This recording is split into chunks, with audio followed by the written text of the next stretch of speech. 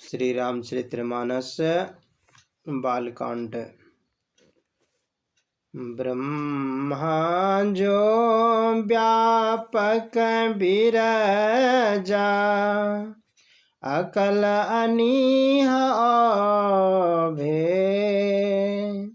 सो करि दे धरि होई नर, जाहि ना जानत वे। जो ब्रह्मा सर्वव्यापक, निर्मल, अजन्मा, अंगहीन, माया रहित, इच्छा रहित और भेद रहित हैं, वह क्या देह धरकर मनुष्य हो सकता है कि जिसको वेद भी नहीं जानते। विष्णु जो सुरहित नर तनुधारी, सो सर्वज्ञ जथा तीर पुरारी। यदि विष्णु देवताओं के हित नर तन धरे होते तो वह भी शिव जी के समान सर्वज्ञ, सब कुछ जानने वाले होते।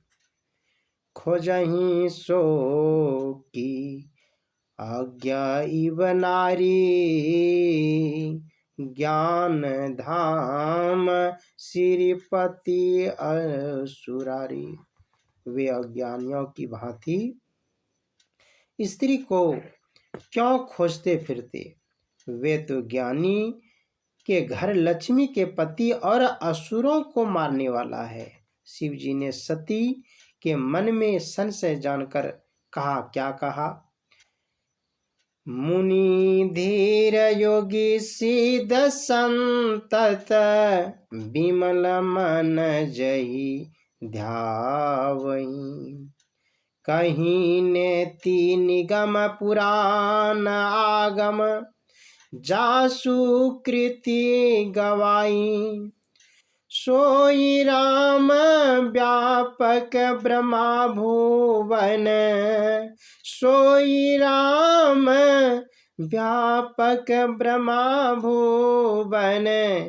निकाय पति माया धनी, अवतारहूँ अपने भगत हित, निज तंत्र नित रघुकुल मानी।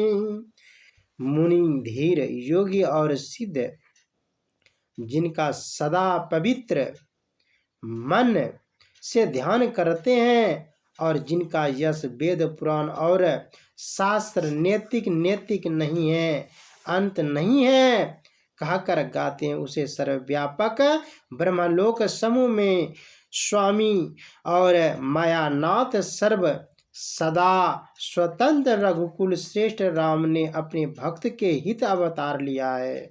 इस प्रकार शिव जी ने बहुत बार उपदेश दिया। किसको? माता सती को। मन में कुछ न लगा, संशय ज्यों का त्यों रह गया, ज्यों का त्यों बना रह गया। तब शिव जी ने सती से कहा, क्या कहा? कि यदि तुम्हारे चित्त में बहुत संदेह है तो क्यों नहीं जाकर परीक्षा ले लेती हो? शिव जी बट की छाया में बैठ गए। सती राम जी की परीक्षा लेने गई और सीता जी का रूप बनाकर राम जी के सामने जा खड़ी हुई। राम जी ने उसको प्रणाम किया और पूछा कि आप अकेली वन में क्यों फिरती है? शिव जी कहाँ हैं? सती वहां से संकोच और भय करती हुई शिव जी के पास लौट गई। राम जी ने अपनी महिमा सती जी को इस भक्ति भांति दिखलाई है कि आगे सती, पीछे लक्ष्मण, बीच में आप हैं। तो सती जहां जहां देखती है वहां वहां उनको यही रूप दिखाई पड़ता है। और यह भी कि ब्रह्मा आदि देवता गण उनकी राम जी की स्तुति और पूजा कर रहे हैं कि सती का हृदय कांपने लगा। वे आंख बूंद कर मार्ग में बैठ गई। फिर जब उन्होंने आंख को खोला तब कुछ नहीं दिखाई पड़ा। फिर भी वे शिव जी के पास चली गई। शिव जी के पूछने पर सती ने झूठ कह दिया। क्या झूठ कह दिया? मैंने कोई परीक्षा नहीं ली और आप ही की तरह प्रणाम करके चली आई। शिव जी ध्यान बल से सब भेद जान ली गए और मन से ही सती को क्या क्या विरक्त हो गया, यानी कि त्याग दिया। जल पय सरे से बिकाया, देखा हूँ प्रतिकृति भली, बिगल हो तरस जाए कपट खटाई परत ही, देखे प्रीति की रीति ऐसी भली होती है कि पानी दूध समान ही बिकता है। पानी दूध के समान ही बिकता है, पर कपट रूपी खटाई के पड़ते ही दूध पानी अलग अलग हो जाता है और स्वाद भी जाता रहता है। शिव जी ने अपने स्थान पर आ विराजे। उसी समय सती ने पिता दक्ष प्रजापति ने यज्ञ किया, उसमें सबको निमंत्रण कर दिया, मगर सती जी को निमंत्रण नहीं किया, यानी कि शिव जी को निमंत्रण नहीं दिया। और सती को भी अपने घर में नहीं बुलाया।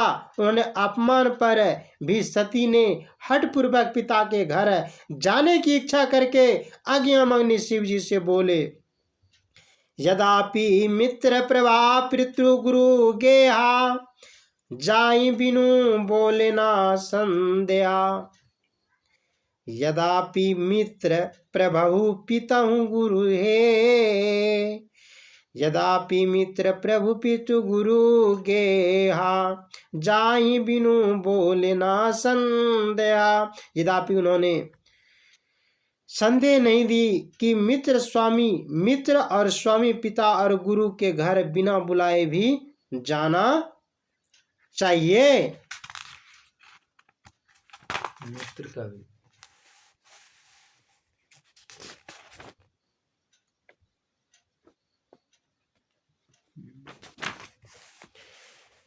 तदपि विरोधमान जहाँ कोई, तहाँ गए कल्याण न होई।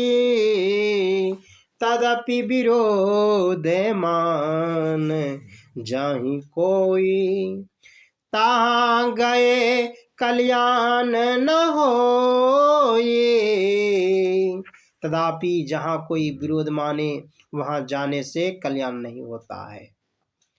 अंत में शिव जी ने विवश होकर सती को पिता के घर जाने की आज्ञा दे दी। सती पिता के घर गई। यज्ञ में जाकर देखा तो वहां शिव जी का भाग नहीं था। दक्ष ने सती का वहां कुछ भी आदर नहीं किया। इन बातों से सती को बड़ा क्रोध हुआ और उसने उस यज्ञ स्थल में सबके सम्मुख अपने शरीर को योग की अग्नि में त्याग दिया। सती ने हिमालय पर्वत के घर में उसकी स्त्री मैना के गर्भ से फिर जन्म लिया। तब से वह पार्वती नाम से पुकारे जाने लगी। एक दिन ऋषि नारद हिमालय के घर आई और गिरिराज हिमालय के पूछने पर नारद जी ने बतलाया कि पार्वती के सब लक्षण अच्छे हैं, पर इसका पति बिना माता पिता का भीख मांग कर खाने वाला है और अशुभ भेष रखने वाला होगा। यह सुनकर मैना और हिमालय को बड़ा दुख हुआ। फिर नारद जी बोले कि जो सब लक्षण इसके पति के होंगे वह शिव को है। यदि इस कन्या का विवाह शिव के साथ हो जाए तो दोष भी गुण के समान हो जाएगा। प्रेम से बोलिए रामचंद्र भगवान की जय। भानु कृषानु सर्वरस खाई, तीन कहा मंद कहत कोई नाई। सूर्य और अग्नि सब रसों को खाते हैं पर उन्हें बुरा कोई नहीं कहता। सूर्य और अग्नि सब रसों को खाते हैं पर उन्हें कोई बुरा नहीं कहता है। शुभ अरुभ अशुभ सलील सब बाई, सुरसरई कोई आपुनीत ना कही। पवित्र और अपवित्रता सब चीज गंगा जी के जल में पड़ती है पर गंगा जी को कोई अपवित्र नहीं कहता है। सही बात। समरथ कहा नहीं दोष गुसाई, सामरथ कहा नहीं दोष गुसाई। रवि पावक सुरसरी की नाई। हे गोसाई, सूर्य अग्नि और गंगा की तरह शक्तिमान दोष नहीं लगता है। सूर्य और अग्नि और गंगा की तरह शक्तिमान को दोष नहीं लगता है। जो अस अहिंसा करई नर, जड़ विवेक अभिमान। परही कपल भरी नरक मुँह, जीव की ईस समान। परंतु मूर्खता पूर्वक विचार वाला मनुष्य यदि अहंकार के वश में ऐसे बराबरी करे, सामर्थ्यों को देखा देखी अशुभ धारण का अनुसरण करे, तो वह कल्प भर 83,000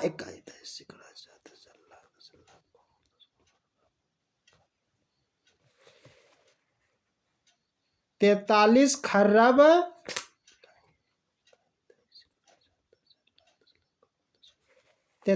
खरब 20 करोड़ वर्ष लंका कांड की दोहा में संख्या 88 के नीचे कोष्ठ में देखिए, नरक में पड़ेगा। क्या जीव ईश्वर के समान हो सकता है? अर्थात कभी नहीं हो सकता।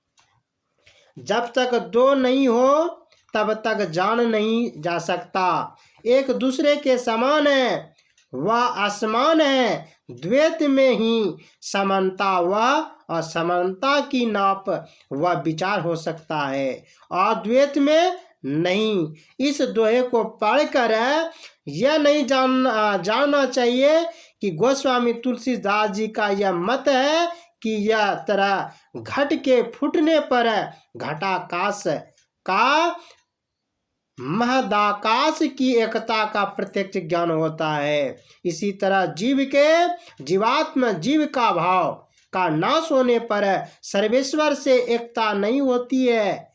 गोस्वामी तुलसीदास जी ने जीव और ईश की समानता तो अवश्य ही नहीं मानते, परंतु उपयुक्त रीति के जीवात्म रूप आवरण को नष्ट होने पर जीवात्मा का सर्वेश्वर से एकता अच्छी तरह निसंशय रूप से अवश्य मानते हैं।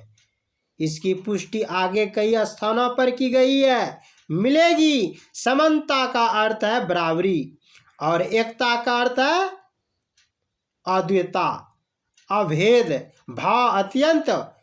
द्वैता भाव दो भेद का गुण भी नहीं रहना, यह भी एक दूसरे तुल्य करने पर यदि दोनों के बराबरी पाई जाए तो कहेंगे कि यह उनके समान है। इसीलिए यह कुछ भी जरूरी नहीं है कि समानता में द्वैता मिट जाए।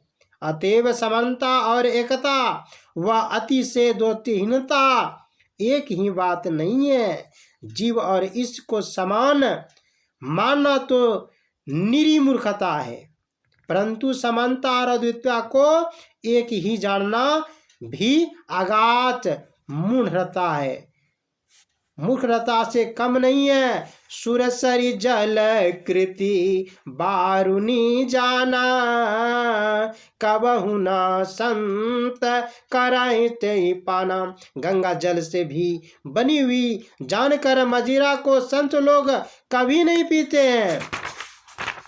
गंगा जल से मदिरा को बनी हुई कभी नहीं पीते हैं। सुरसरी मिले सो पावक जैसे, ईस अनीस अंतरई तैसे। परंतु वही मदिरा गंगा जी में मिल जाए मिल जाने से जिस प्रकार पवित्र हो जाता है वह और इस में इस तरह का अंतर है। गंगा जल से पृथक हुआ जल मदिरा बनने योग्य दूसरे सब पदार्थ के संग से अपवित्र मदिरा कहलाता है और वह गंगा जल की बराबरी मदिरा रूप में रखकर कभी नहीं कर सकता।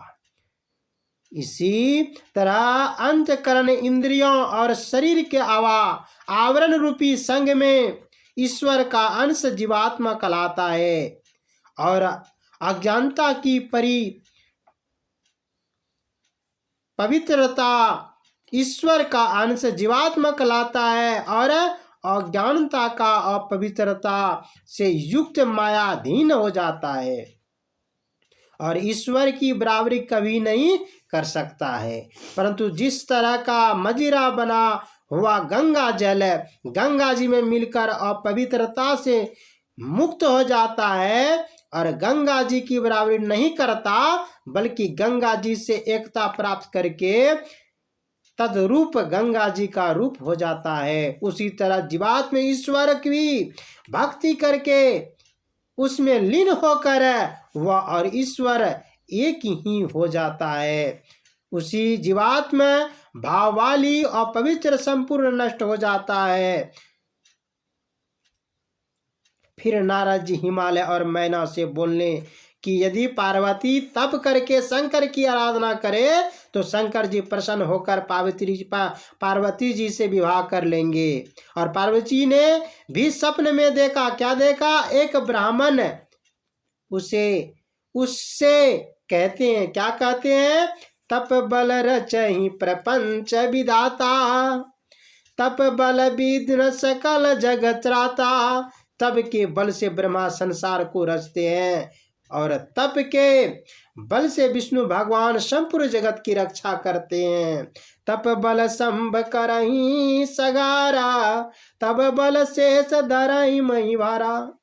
तप के बल से महादेव नाश करते हैं और तप के बल से शेषनाग पृथ्वी का भार को धारण करते हैं।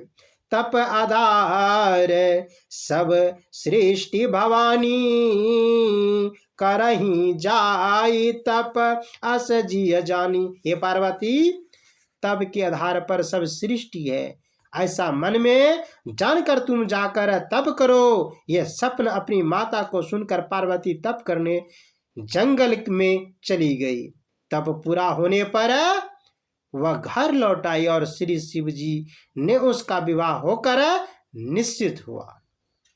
शिव जी की बारात हिमालय से यहाँ पहुंची तो उसमें शिव जी का अनुठान भयावह रूप देखकर मैना पार्वती को गोद में लेकर बैठ गए और बोली कि मैं जीते जी विवाह नहीं होने दूंगी। तब नारद जी ने वहाँ पहुंचे और समझाने लगे। क्या समझाते हैं? मैना सत्य सुनहु मम बानी, जगदम्बा तब सुता भवानी। हे मैना, तुम मेरा सत्य वचन सुनो कि तुम्हारी कन्या पार्वती जी जगत की माता भवानी शिव जी की स्त्री है। अजा अनादि शक्ति अविनाशनी, सदा सनभूम्ब अर्धांग निवासिनी। हे अजमना, आदि रहित और नाश न होने वाली शक्ति सदा शिव के आधे अंग में निवास करने वाली है, अर्थात सदा से शिव जी की स्त्री है। जग संभव पालन लिया करनी, निज इच्छा लीलाहूं बभू धरनी। जगत को उत्पन्न पालन और नाश करने वाली है और जब इच्छा करती है उसी समय लीला माया का शरीर को धारण करते। कौन? भगवान शंकर। जनमी प्रथम दक्ष गिरिय जाई, नाम सती सुंदर तनु पाई। हे प्रथम दक्ष प्रजापति के घर में जन्मी थी, वहां इसका नाम सती था और दूसरी सुंदर स्त्री शरीर पाया था। इसके बाद बातों को सुर का मैना शिव के साथ पार्वती का विवाह होने देने का सहमत हो गई। विवाह के नियमत शिव पार्वती को सिंहासन पर बैठाया। तब मुनि अनुशासन गणपतहि पूजहूँ शंभु भवानी, कहूँ सुनहि संशय कर जानी, सुर अनादि जिय जानी। मुनि की आज्ञा से शिव भवानी ने श्री गणेश जी का पूजन किया। यह बात सुनकर कोई संदेह ना करे। गणेश जी को आदि अनादि देवता जाने शिव पार्वती का विवाह वेदानुसार हो गया। एक समय शिव पार्वती दोनों बैठे थे और पार्वती ने आती नर्मदा से प्रश्न किया। क्या प्रश्न किया? प्रभु जे मुनि परमात्वादी, कहीं राम का ब्रह्मानादि। हे स्वामी, जो मुनि परमार्थ के वक्ता हैं वे राम को अनादि ब्रह्म कहता है। शेष शारदा वेद पुराना, सकल करहि रघुपति गुण गाना। शेष और सरस्वती, वेद और पुराण सभी रघुनाथ जी का गुणगान करते हैं। तुम पुनि राम राम दिन राति, शारद जपहूँ अनंग अराती। हे कामदेव को नष्ट करने वाली, फिर आप भी दिन और रात आदर से राम राम जपते हैं। राम सो आवत नी प्रति सुत सोई, की अज अगुण अलख गति कोई। वह राम ही अयोध्या के राजा दशरथ के पुत्र हैं, अथवा जन्म रहित निर्गुण हैं और अदेख गति वाले कोई दूसरा है। जो निप्रतनय तो ब्रह्मा किमी, नारी बिरह मति भोरी। देखी चरित्र महिमा सुनत, भ्रमति बुद्धि अति भोरी। यदि स्त्री के वियोग में पगली बुद्धि वाले राजकुमार हैं तो फिर वह ब्रह्मा कैसे हो सकता है? उनके चरित्र को देख और उनकी महिमा को सुनकर मेरा बुद्धि बहुत ही चक्कर खा जाती है। जो अनही व्यापक विभु कोई, कहूँ बुझाई नाथ मोहि सोई। यदि इच्छा रहित व्यापक ब्रह्मा कोई दूसरा है तो स्वामी वह भी मुझे समझा कर कहिए। क्या कहिए? गुडहूँ तत्वना साधु दुरावई, आरती अधिकार कहीं जहाँ पाई। साधु लोग जहाँ दुखी अधिकारी पाते हैं वहाँ गुण तत्व सारे पदार्थ को भी नहीं छिपाते हैं। जिसके बाद पार्वती जी ने और भी प्रश्न किए। क्या प्रश्न किए? पहला प्रश्न, रघुनाथ जी की कथा कहिए। किसने कहा? पार्वती ने कहा। निर्गुण ब्रह्मा सगुण शरीरधारी कैसे हो सकते हैं? कौन? भगवान राम। तीसरा प्रश्न, राम अवतार की लीला भी कहिए। चौथा प्रश्न, ज्ञानी मुनि किस तत्व ज्ञान में डूबे रहते हैं? अगर मुनि बनते हैं या मुनि है उनको ज्ञान कैसे अर्जित होता है और डूबे कैसे रहते हैं उस चीज में? इसका भी प्रश्न बताइए हमको। पांचवा, भक्ति और ज्ञान, विज्ञान और वैराग्य बताइए हमको। और छठा प्रश्न, और भी राम की गुप्त लीला भी कहिए जो कि कोई नहीं जान रहा, उसको भी हमको बताइए। सातवां क्या बता रहा है? प्रश्न कर रहे हैं, जो मैंने पूछा ना हो वह भी छिपा ना रखिए, कहिए, उसको भी उगल दीजिए। ये ना अधूरा बता मत छोड़िए। पार्वती जी के प्रश्न को सुनकर शिव जी कुछ काल तक ध्यान अवस्था में रहकर बोले। क्या बोले? झूठहूँ सत्य जानई बिनु जाने, जिमी भुजंग बिनु रजू पहचाने। जिसके बिना जाने झूठ प्राकृति माया के सत्य अमूल होता है, जिस तरह की डोरी को बिना पहचाने उसमें सांप का भ्रम होता है। जही जाने जग जाई हेराई, जागे जथा सपन भ्रम जाई। और जिनको जान लेने पर संसार माया इस तरह हेरा भुला जाता है, जिस तरह जग जाने पर सपन का भी भ्रम दूर हो जाता है। बंदहूँ बाल रूप सोई रामू, सम सब सिद्धि सुलभ जपत जासहु नामु। उन बालक रूप राम को मैं प्रणाम करता हूँ, जिनका नाम जपने से सब सिद्धियां सुलभ हो जाती है। माया मिथ्या भ्रमण और स्वप्न है, जिनके जाने बिना यह माया सत्य प्रतीत होता है। जिस तरह रस्सी रूप सत्य वस्तु माया रूप सर्व का भ्रम होता है, जिसके जाने बिना जीव अज्ञानता रूप नींद में माया रूप स्वप्न देखता है, जो स्वप्न केवल भ्रम मात्र है। जिनको जानने पर माया मिट जाती है और अज्ञानता रूप नींद नहीं रहती है, वह बालक रूप राम है। बालक रूप राम को ही देखकर काकभूषणी जी को भ्रम हुआ था। क्या चीज का भ्रम हुआ था?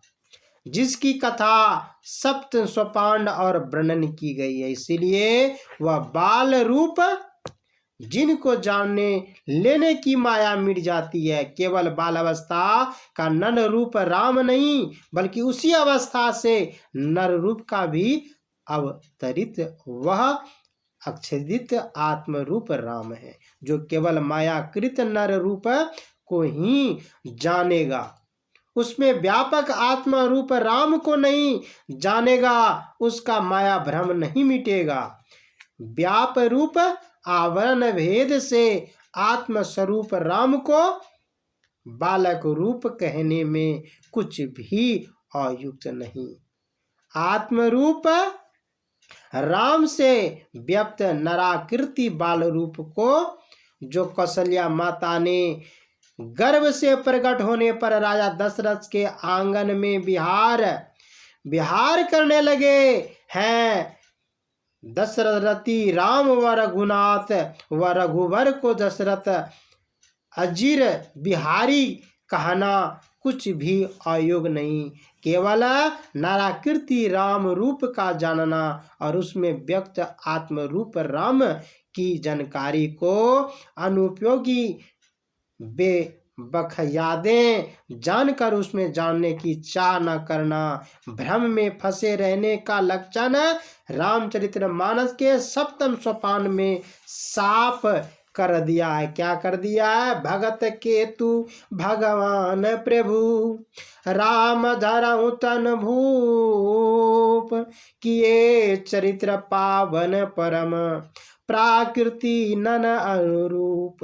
जता अनेकन वेश धरी नित्य करही नट कोई, सोई सोई भाव दिखावही आपऊ न होई न सोई। तात्पर्य ये है कि भगवान राम प्रभु ने शुभ लीला हित नर राजा की देह व नर रूप धारण करके नर की भांति नटवत लीलाएं भगवान का माया रूप है। उनका स्वरूप निज रूपी निश्चय ही आत्म रूप माया है।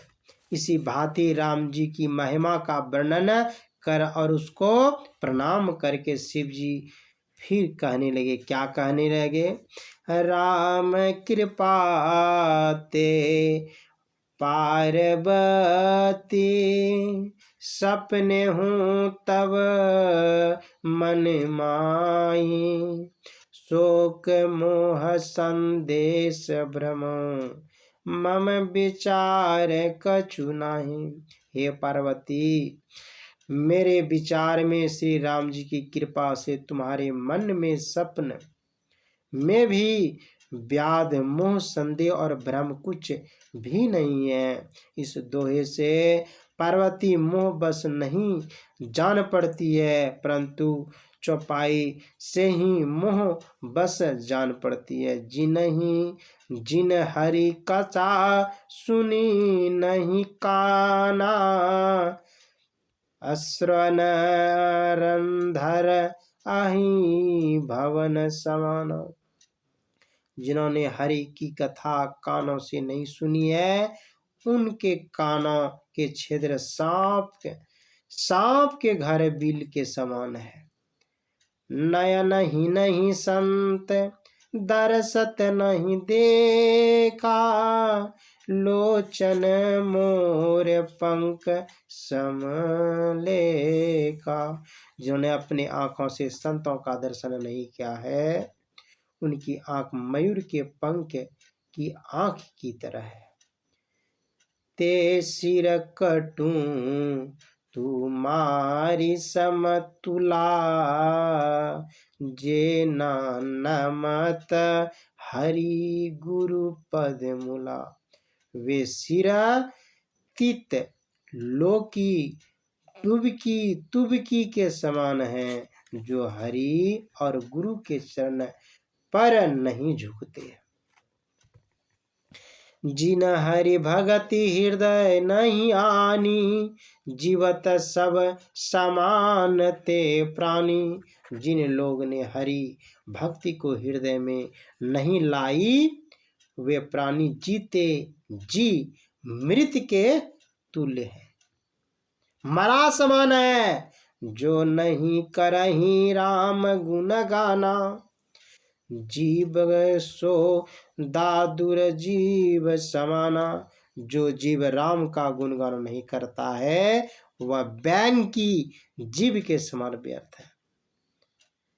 कुलीस कठोर निठुर सोई छाती, सुनी हरि चरित्र ना जो हरि साथी। वह छाती वज्र की तरह कठोर है, ठिठुरा है, जो हरि चरित्र सुनकर हर्षित नहीं होता है, खुश नहीं होता है, आनंद नहीं होता है। राम नाम गुण चरित्र सुहाए, जन्म कर्म अग नित श्रोति गाए। राम के सुंदर नाम गुण चरित्र जन्म और कर्म भेद अनगिनती गाए हैं। जता अनंत राम भगवाना, तथा कथा कृति गुण गाना। जिस तरह भगवान राम अनंत हैं, उसी तरह उनकी कथाएं भी, यश और गुण भी अनंत हैं। उमा प्रसन्न तब सहज सुहाई, सुखत संत समात मोहि भाई। हे पार्वती, तुम्हारे प्रश्न जो सहज सुंदर सुख देने वाला और संतों के अनुकूल है, मुझे अच्छे लगे। एक बात नहीं मोहि सुनाई, यदापि मोह बस कहूँ भवानी। परंतु एक बात मुझे अच्छी नहीं लगी, यद्यपि तुमने मोह के वंश होकर कही है। क्या कही है? तुम जो कहा राम को आना, जेहि स्तुति गवाधर ही मुनि ध्याना। वह यह है कि तुमने जो कहा है कि राम कोई दूसरा है, जिनको वेद गाते हैं और मुनि ध्यान धरते हैं। कहीं सुनहि अस अधम नर, ग्रेस जे मोहि पिचास। पाखंडड़ी हरि पद विमुख, जानहि झूठ ना साच। जिनको अज्ञान रूप भूत निगलते हुए हैं, जो पाखंडी हरि भक्त रहित झूठ माया को जानने वाले अर्थात मायावादी और सत्य ब्रह्मा को नहीं जानने वाला अर्थात नास्तिक है, वे भी अधम मनुष्य ऐसे कहते हैं और सुनते हैं। क्या सुनते हैं? अज्ञा अगो विद अंध अवागी, कई विषय मुकुर मन ही लागी।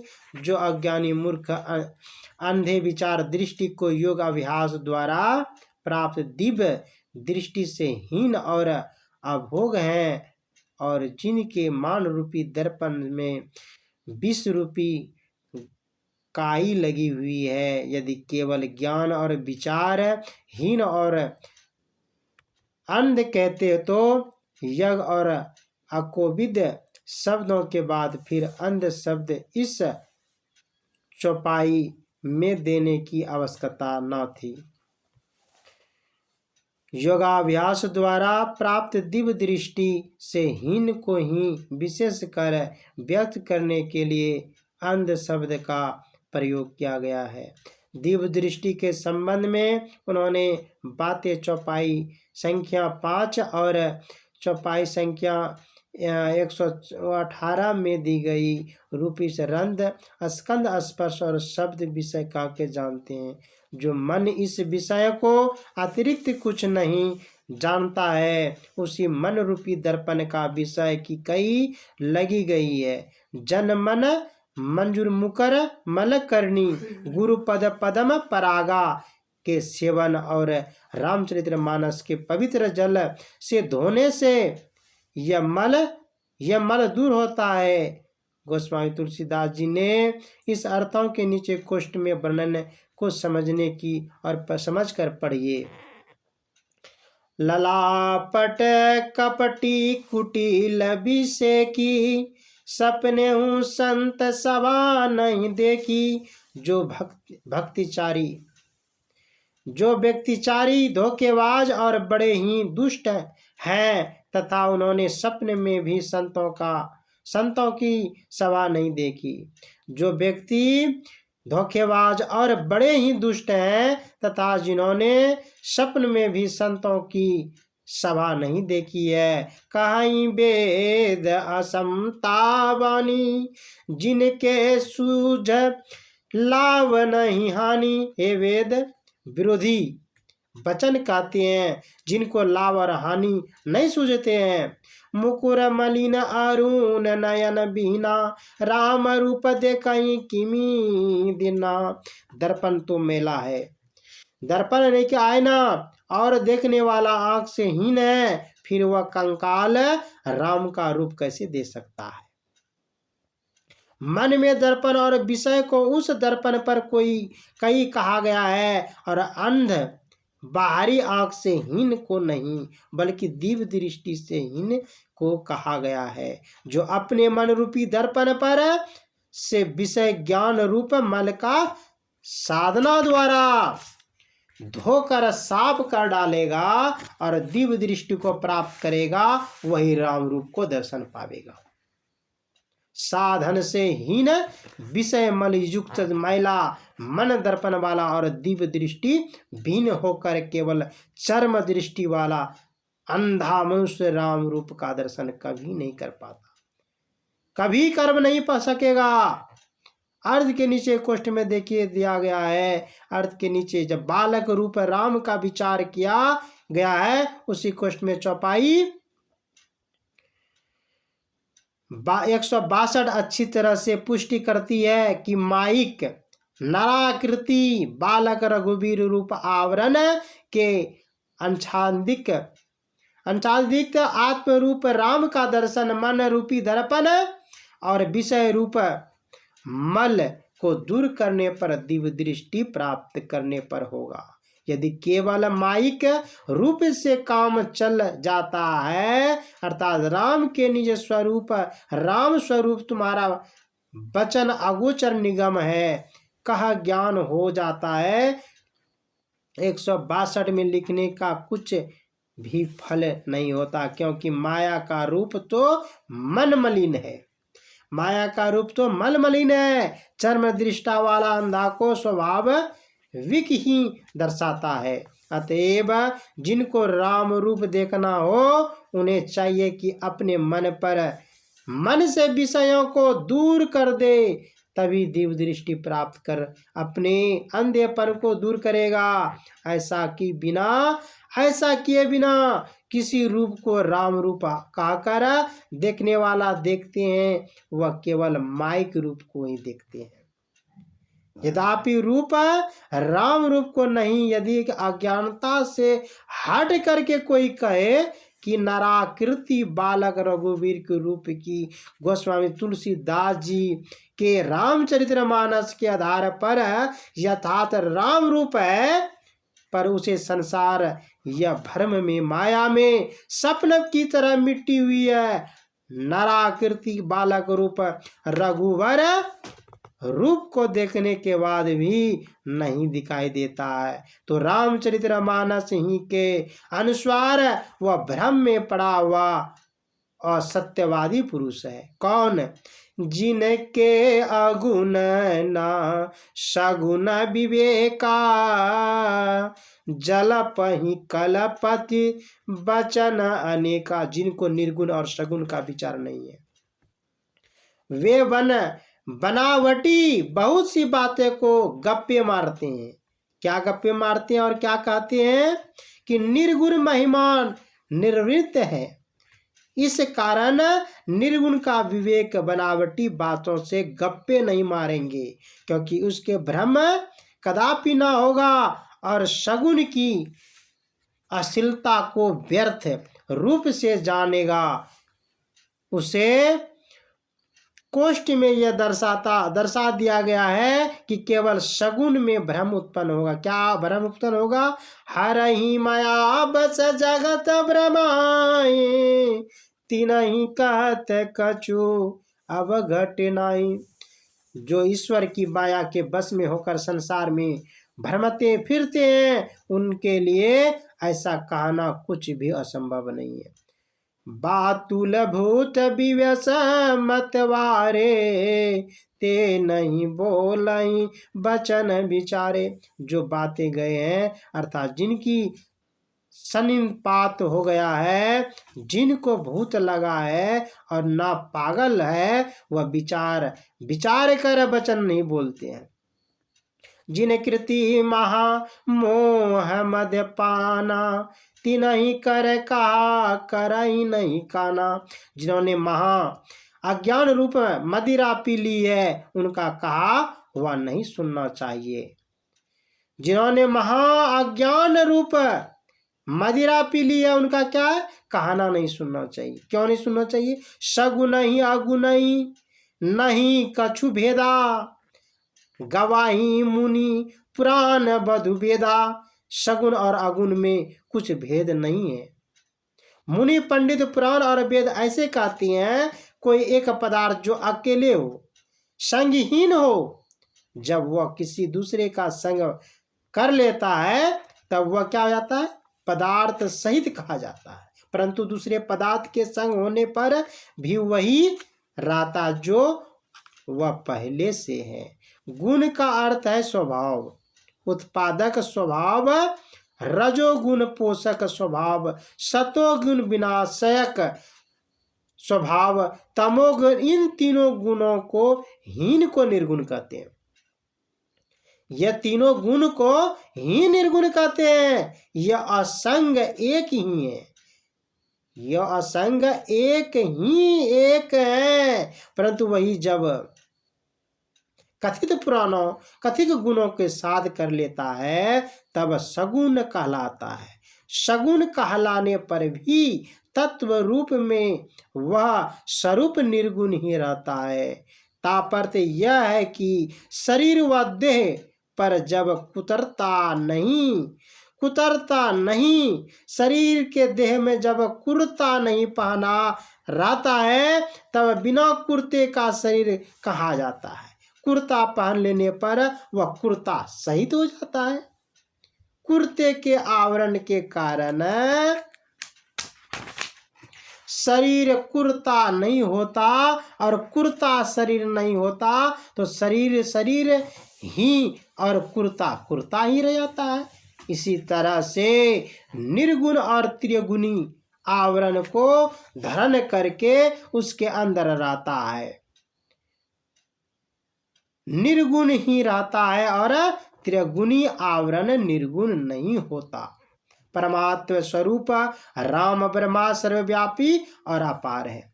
राम स्वरूप तुम्हार बचन अगोचर बुद्धि पर अवगत कहीं अपार।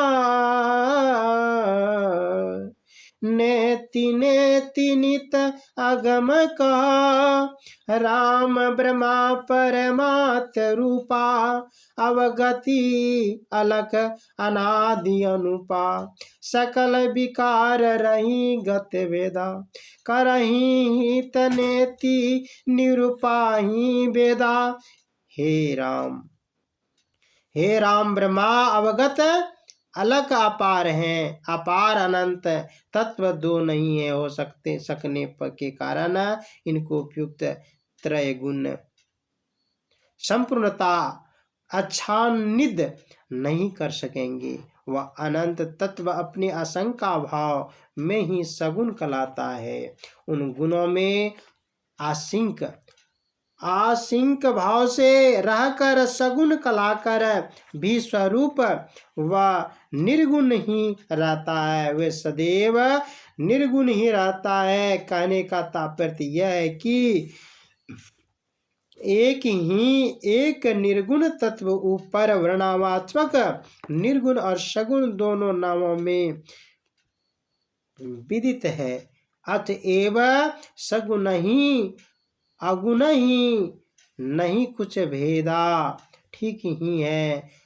त्रिगुण राम की निजी पाया है, त्रिगुण की निजी माया है, उसी स्वचरित्र है, उनके अधीन है। और त्रिगुणमयी माया को रामचरित्र मानस में स्थान पर भ्रम और मिथ्या कहा गया है। रजत शिव मस भीम जिमा यथा भानु करवारी यदा मृग तृण काल सो भ्रमनाश कहीं कोई टारी। ऐसे ही जग हरि आश्रित तराई तथापि असत्य ते दुख गारी। व्याधि रहे संसार में माया कटक प्रचंड सेनापति कामदी भट दंपत कपट पाखंड। सोदासी रघुवीर के सुमझे मिथ्या सोई छठ नाराम कृपा बिनु नाथ कहे पद रोपी। झूठही सत्य साचही बिनु जाने जिमी भुजंग बिनु रजू पहचाने। सिप में चांदी भानुकर में जल और रजू में सर्प का भानु भ्रम से होता है। इन उपमाओं को गोस्वामी जी ने माया को भ्रमण प्रति जाने होने वाले कहा है। श्री सद्गुरु महाराज की जय।